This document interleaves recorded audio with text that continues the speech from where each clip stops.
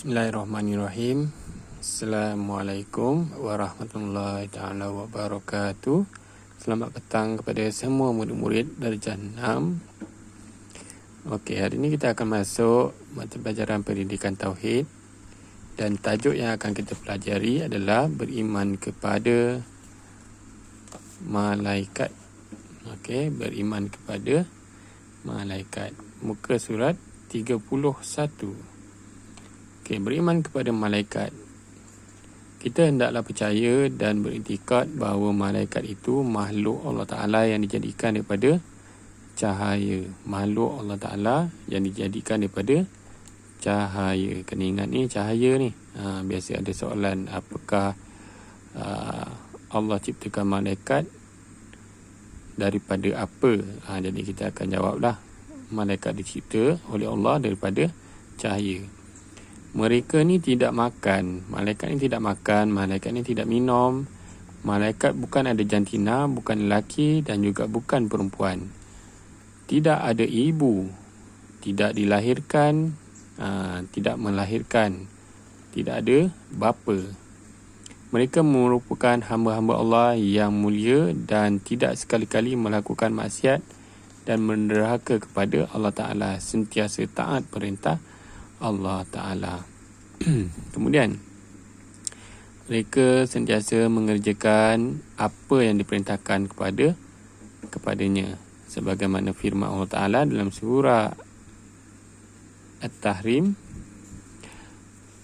ayat 6. Dan mereka, artinya mereka tidak menderhaka kepada Allah Ta'ala dalam segala yang diperintahkannya kepada mereka. Dan mereka pula tetap melakukan segala yang diperintahkan. Kita buka muka surat 32. Bilangan dan tugas malaikat. Sebagaimana kita tahu, ada berapa orang malaikat yang perlu kita tahu, yang wajib kita ketahui. Yang wajib kita ketahui adalah ada 10 malaikat. Sebahagian malaikat ada yang rukuk sahaja, ada yang sujud sahaja, ada yang bertasbih sahaja, dan ada juga yang membuat berbagai-bagai kerja yang ditentukan oleh Allah Ta'ala ke atasnya. Bilangan mereka tidak dapat diketahui. Setiap mukallaf wajib mengetahui 10 sahaja malaikat. Bukan 10 sahaja, bukan sahaja. Wajib mengetahui secara tafsil 10 malaikat. Nama-nama dan tugas malaikat. Di sini ada disenaraikan 1, 2, 3, 4, 5, 6, 7, 8, 9, 10. Dan sebelah sini adalah tugas-tugasnya lah. Kita tengok malaikat yang pertama. Malaikat yang paling terkenal adalah malaikat Jibril ataupun Jibril. Nama malaikatnya adalah Jibril ataupun Jibril. Dia Jibrail ataupun Jibril. Tugas Jibril adalah membawa wahyu daripada Allah Ta'ala kepada para Rasul alaihissalam dan merupakan ketua para malaikat. Jibril ni adalah ketua kepada semua malaikat. Dia yang paling terkenal lah, yang paling kita tahu.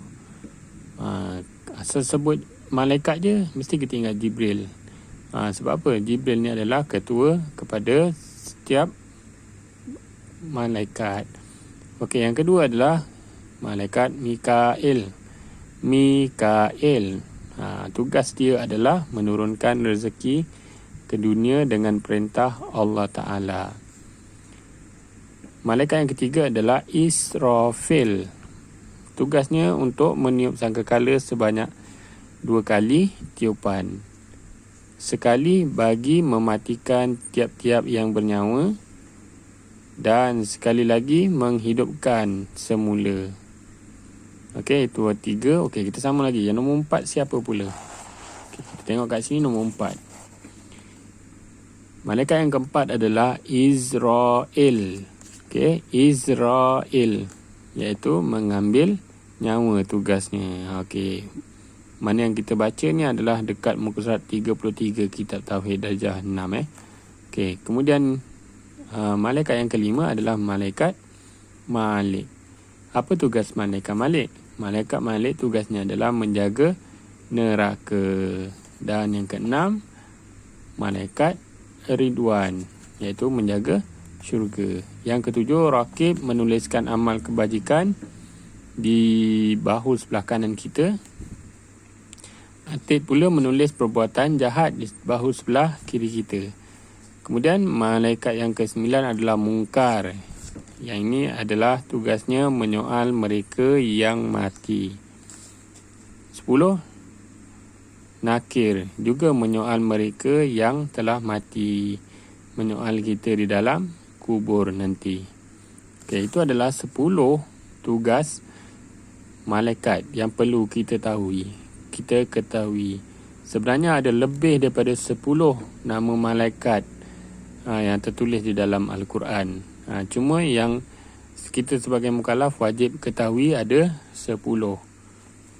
Okey, seterusnya. Adakah manusia itu boleh melihat malaikat? Adakah manusia itu boleh melihat malaikat? Manusia boleh melihat malaikat sekiranya keadaan malaikat itu berupa seperti asalnya. Nescaya manusia tidak boleh melihat malaikat, melainkan para anbiya kerana jisimnya terlalu halus. Begitu juga manusia tidak boleh melihat angin. Padahal angin itu ada, boleh dirasa, nampak kat pokok goyang-goyang, tapi angin tu kita tidak nampak kerana keadaannya yang sangat halus. Manusia tidak boleh melihat malaikat kecuali para anbiya. Okey, seterusnya kita tengok muka surat 34. Apabila malaikat telah berupa dengan rupa jisim yang kasar seperti berupa manusia, pada ketika itu dapatlah manusia melihatnya. Adapun para nabi dan rasul dapat melihat malaikat dengan rupanya yang asal kerana mereka diberi kelebihan oleh Allah Ta'ala supaya dapat mempelajari agama dan hukum-hukum syarak daripada malaikat tersebut.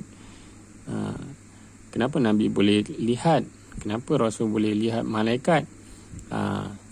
Kenapa? Sebabnya Allah nak Nabi dan Rasul tersebut mempelajari setiap pelajaran yang diturunkan.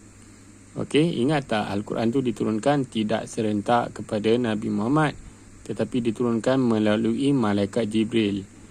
Kemudian malaikat Jibril mengajarkan Nabi Muhammad untuk belajar daripada Al-Quran tersebut. Nabi Muhammad tidak belajar terus daripada Al-Quran, tetapi Nabi Muhammad belajar banyak bertanya kepada malaikat Jibril. Jadi malaikat Jibril itulah yang menerangkan apa tugas engkau wahai Muhammad. Tugas engkau menyampaikan suatu perkara. Macam Nabi Muhammad pernah naik ke langit ke-7, naik turun untuk mendapatkan waktu solat kan, 5 waktu kan. Asalnya bukanlah 5 waktu tetapi banyak waktu. Belajar lagi, naik lagi belajar dengan Jibril. Dan akhir sekali kita dapatlah waktu solat kita 5 waktu. Okey, seterusnya yang terakhir 5.4, malaikat boleh menjelma berupa manusia. Sebahagian sahabat Rasulullah SAW dapat melihat malaikat ketika mereka turun kepada baginda, tetapi bukan dalam rupa asal malaikat. Sebaliknya menyerupai diri seperti seorang sahabat Nabi yang bernama Dihyatul Kalbi, sebagaimana yang terdapat dalam riwayat sahih. Okay, malaikat tu tidak turun seperti bentuk asal dia lah, tidak seperti cahaya, tetapi malaikat tu turun dalam bentuk manusia, menyerupai manusia. Okey, dalam kisah lain, malaikat Jibril menyerupai seseorang yang segak dengan pakaian putih lagi bersih. Pada mulanya, tiada seorang pun yang mengetahui ia adalah malaikat, dan disangkakan hanya salah seorang daripada sahabat Rasulullah SAW atau seorang yang baru datang kepada baginda. Setelah ia meninggalkan majlis bersama Nabi, barulah baginda menerangkan bahawa yang datang itu adalah Malaikat Jibril alaihissalam. Nampak? Malaikat tu tak adalah dia turun dalam bentuk cahaya, tetapi dia turun dalam rupa seperti manusia. Sampai orang keliling Nabi Muhammad pun tak perasan itu adalah malaikat. Sebab dia berupa manusia kan. Badannya tegap, rupa fizikal dia yang segak, bersih dan handsome lah. Macam tu. Kalau sekarang ni kita panggil sebagai handsome. Kalau dulu dia segak. Kalau zaman Rasulullah kita panggil dia sebagai segak, tegap, gagah. Macam tu. Okey, jadi malaikat ni tidak boleh dilihat kecuali para anbiya lah. Para anbiya. Kita sendiri pun tidak boleh melihat malaikat. Jadi cukuplah pelajaran kita pada hari ini. Pelajaran 6 berkenaan dengan beriman kepada malaikat. Yang wajib kita ketahui ada 10 orang malaikat dan tugas-tugasnya. Okey, itu saja untuk video kali ini. Jangan lupa untuk tekan butang subscribe dan tekan butang loceng sebelah subscribe tu, like dan komenkan nama anda beserta dengan kelas. Sekian, wabillahi taufiq wal hidayah. Assalamualaikum warahmatullahi wabarakatuh. Bye bye.